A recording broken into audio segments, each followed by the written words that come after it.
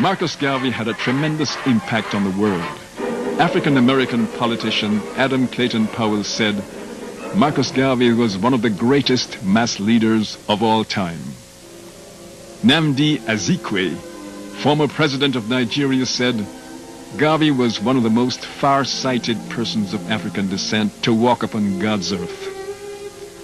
Martin Luther King Jr. said, in the history of the U.S., Garvey was the first man on a mass scale to give millions of Negroes a sense of dignity and destiny and make the Negro feel that he was somebody. Kwame Nkrumah, former president of Ghana, said, the book that did more than any other to fire my enthusiasm was Philosophy and Opinions of Marcus Garvey.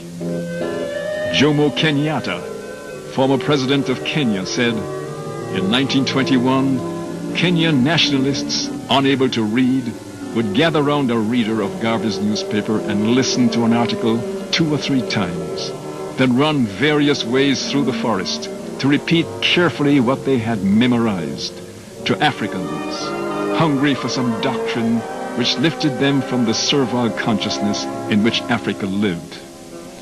Malcolm X said, it was Marcus Garvey's philosophy of Pan-Africanism that initiated the entire freedom movement, which brought about the independence of African nations. All the freedom movements in America were initiated by the work and teachings of Marcus Garvey. C.L.R. James said, he started us off. For me, Garvey was the beginning, the first man to make black people feel aware of themselves as an international force. The Jamaican-born poet Claude McKay said, Marcus Garvey's influence over Afro-America, Native Africans, and people of African descent everywhere was vast. But despite all his efforts, Garvey couldn't make the breakthrough in Jamaica.